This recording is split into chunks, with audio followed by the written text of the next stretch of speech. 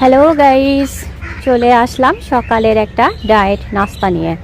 আজকে দেখবেন আমি কিভাবে সকালের একটা ডায়েট নাস্তা করি। আর আমি এটি একটি পেজ থেকে দেখেই শিখেছি। আর নাস্তাটা খেতেও খুবই অথেন্টিক এবং সুস্বাদু।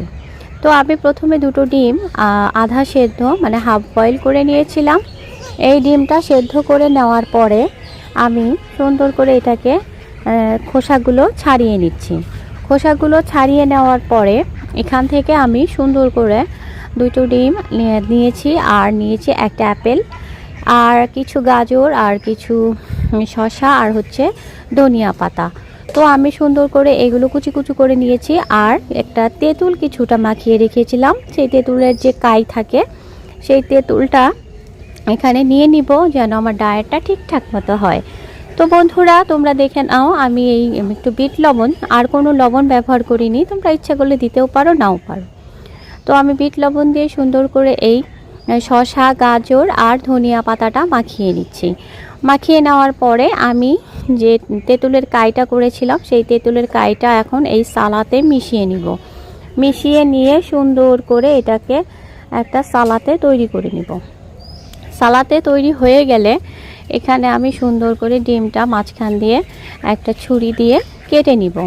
কেটে নেওয়ার পরে এখানে আমি এই সালাদটা এখানে অ্যাড করে দিব। সালাদটা অ্যাড করে দেওয়ার পরে সুন্দর করে দেখো আমি ডিমটা কেটে নিয়েছি। কেটে নেওয়ার পরে এখানে আমি এই যে কাঁটা চামচ দিয়ে প্রথমে চেষ্টা করছি, কিন্তু এখানে হয় না, কারণ এই ডিমটা এতটা সফট, মানে হাফ বয়েল, তো সেই জন্য এখানে সালাদটা অ্যাড করে আমার হাতটা ব্যবহার করতে হচ্ছে। হাত যখন আমি দিয়ে এই সালাদটা দেখো দিয়েছি, ডিমটা আমার একদম ছাড়িয়ে গিয়েছে। তারপরে আমি আর একটা ডিমের মধ্যে এই ডিমটা চাকু দিয়ে কেটে নিয়েছি। চাকু দিয়ে কেটে এর মধ্যে একটু সালাদ দিয়ে আমি নিজেই এটা পরিবেশন করে নিচ্ছি। ওয়াও, সেই অথেন্টিক আর খুবই সুস্বাদু একটা সকালের নাস্তা। তো বন্ধুরা, তোমরা অবশ্যই ট্রাই করবে। অল্প এবং ঘরোয়া উপকরণেই এই ডায়েট নাস্তাটা তোমরা তৈরি করে নিতে পারো। তো এই পর্যায়ে আমি তেঁতুলের কাই দিয়ে সুন্দর করে ডিমটা পরিবেশন করে নিচ্ছি। খুবই সুস্বাদু আর খুবই পুষ্টিকর এবং হেলদি একটি খাবার। তোমরা সকালে বা রাতের খাবারে এই নাস্তাটা করলে তোমাদের ডায়েটও হয়ে যাবে এবং শক্তি বা এনার্জিটাও পেতে পারো।